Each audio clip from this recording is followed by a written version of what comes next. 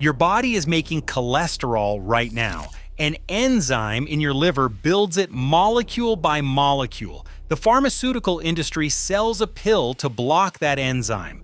While brand-name medications can be expensive, standard cholesterol-lowering pills are widely available as affordable generics. Interestingly, nature has its own chemistry kit, including a common kitchen seed that scientists are studying for its effects on that very same enzyme. By the end of this video, you will know what it is and how to grow it. Most people take that pill without questioning where it came from or what it does inside their body. They fill the prescription at the pharmacy counter. They swallow the tablet every morning with a glass of water. They do this for years, sometimes for the rest of their lives. The pill is called a statin.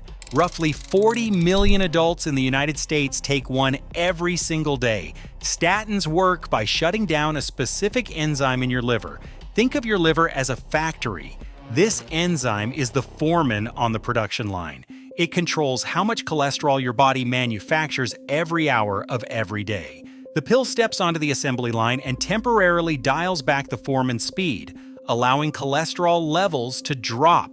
While highly effective, some people experience side effects. Clinical studies show that true statin-induced muscle pain affects roughly 5% or less of patients, though clinical trial data suggests a nocebo effect causes up to 15 to 30% of people in unblinded real-world settings to attribute general aches to their medication. Some describe it as a deep soreness that never fully goes away. Others feel weakness in their legs after climbing a single flight of stairs. Some develop persistent digestive problems.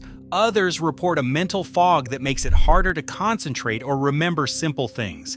These are not rare complaints. They are common enough that millions of people live with them every day because they were told this is the acceptable price of keeping their cholesterol in range. Some stop taking the medication entirely because the daily pain outweighs the promise on the label.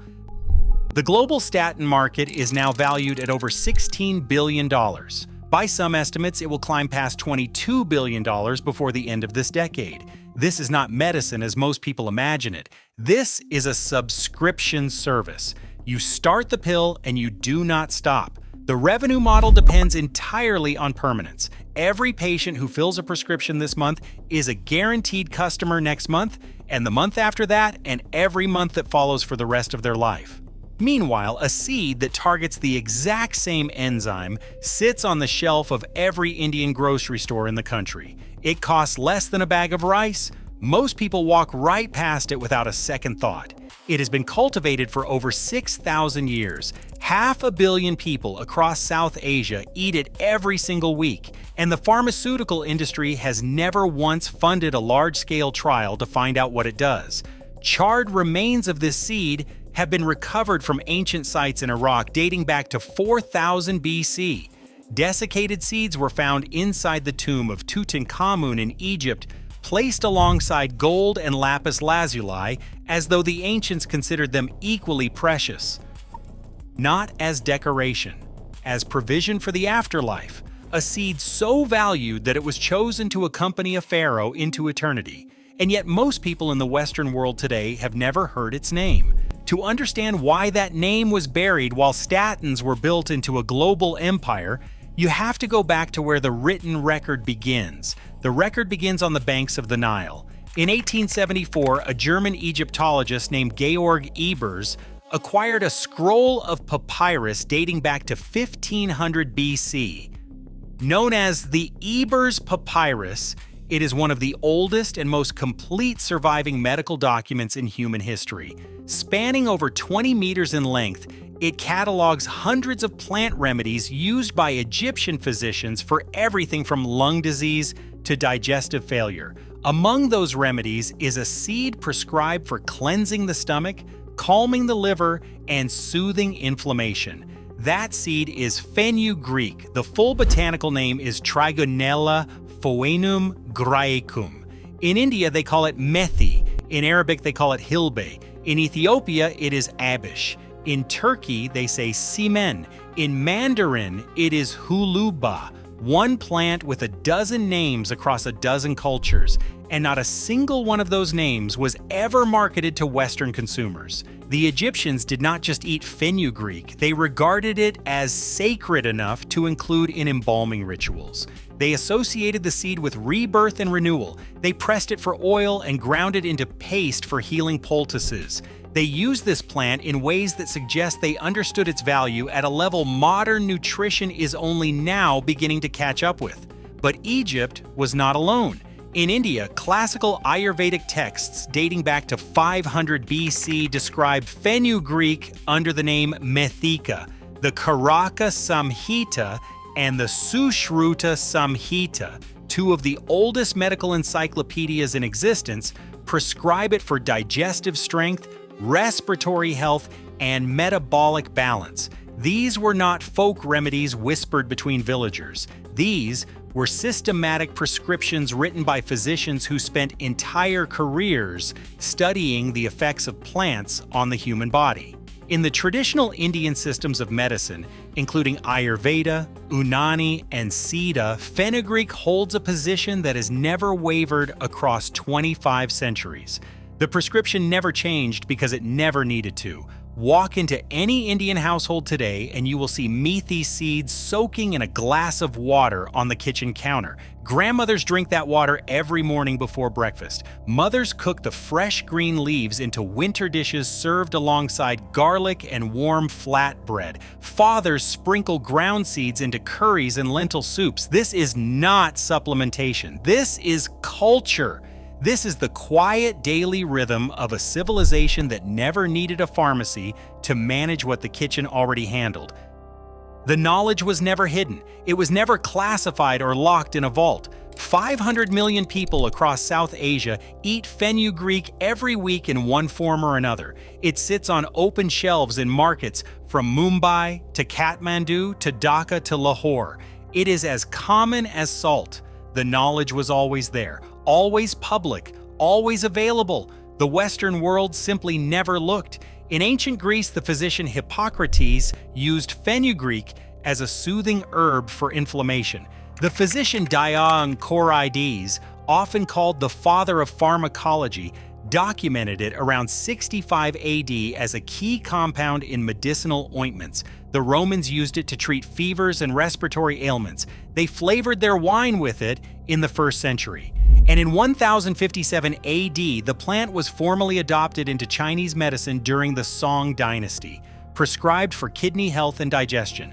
5 civilizations, 3 continents, thousands of years apart. Greeks, Egyptians, Indians, Chinese, Romans all arrived at the same conclusion independently.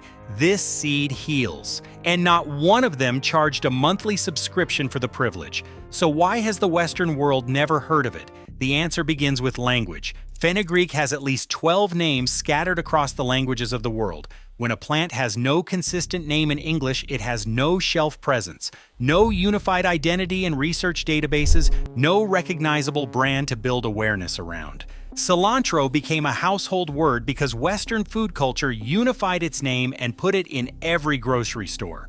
Fenugreek never received that unification. It remained foreign in each separate encounter, never familiar, never integrated, never understood.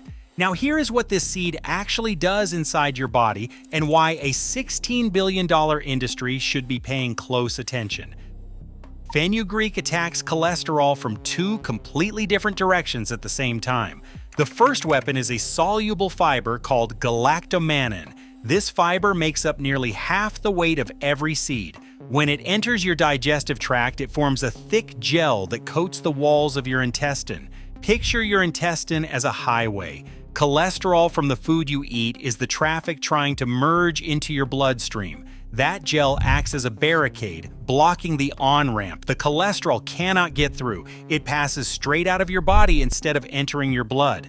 The highway stays clear, but that gel does something else that matters even more. It binds to bile acids in your gut and pulls them out of circulation. Your liver needs those bile acids to digest fat. When they vanish, the liver is forced to manufacture new ones, and the raw material it uses to build replacements is cholesterol pulled directly from your bloodstream. So your blood cholesterol drops, not because a pill shut down the factory, because a seed forced the factory to consume its own supply. The second weapon is a group of compounds called saponins. These are the molecules that should concern the statin industry the most. Compounds in fenugreek, like saponins, interact with our metabolic pathways. Some laboratory models suggest they may influence cholesterol synthesis, though they act much differently than the highly targeted mechanism of a standard statin pill.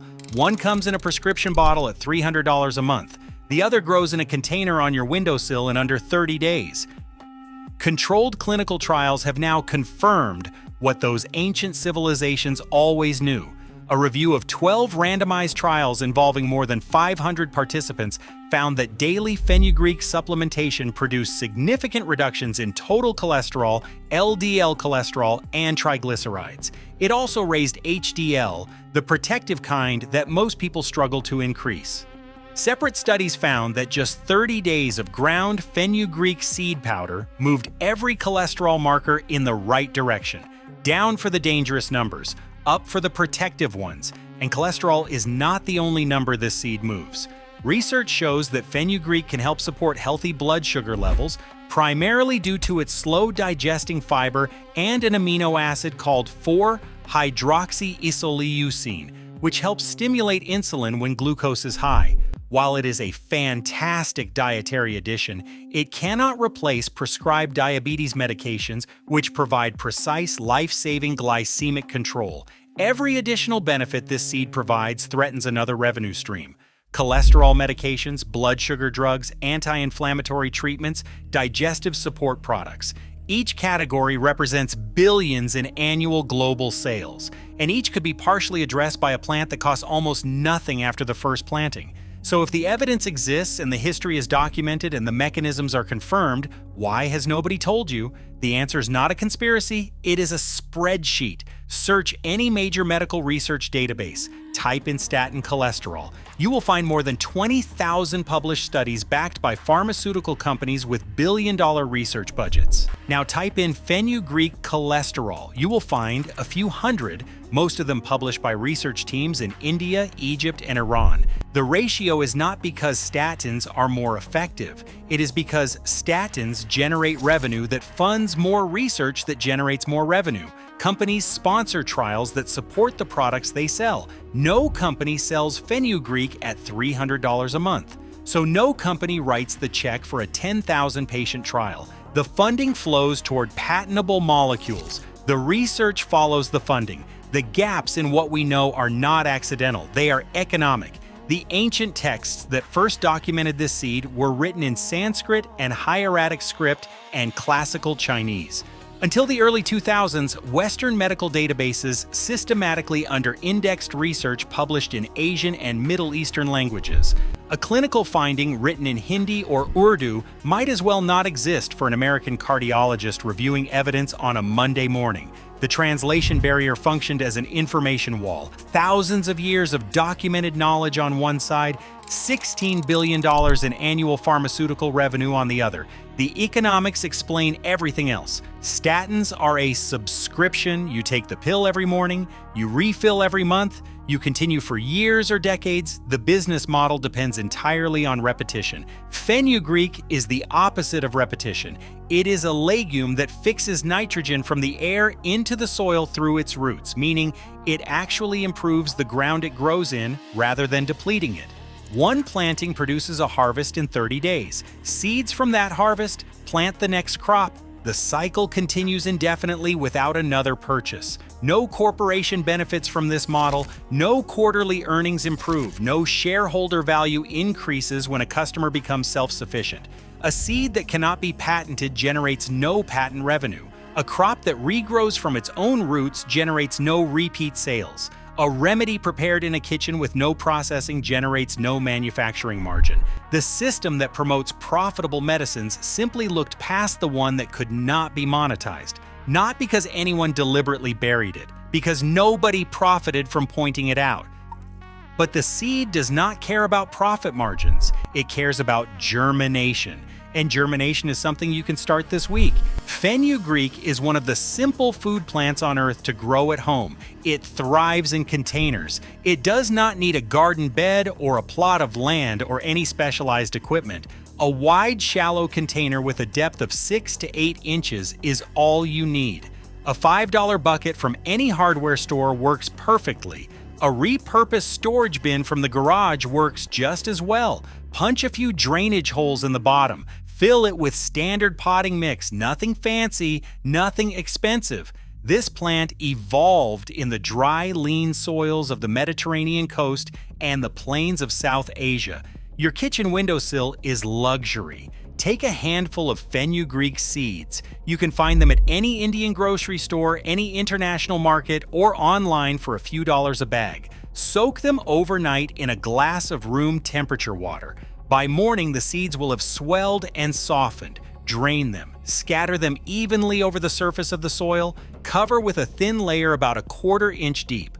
Water gently. That is the entire planting process. Within 2 to 4 days, you will see the first sprouts pushing through, small green shoots breaking out of the soil and reaching for light. Fenugreek needs about 4 to 5 hours of direct sunlight each day. A sunny windowsill is enough. A balcony works beautifully. A patio that catches the afternoon sun is ideal. Water regularly, but do not flood the container. Fenugreek likes moisture but will not tolerate standing water around its roots. Temperatures between 50 and 90 degrees suit it well. That covers the growing season across most of the United States, most of Europe, and nearly all of South and Southeast Asia. In 20 to 30 days, your plants will be ready for the first harvest.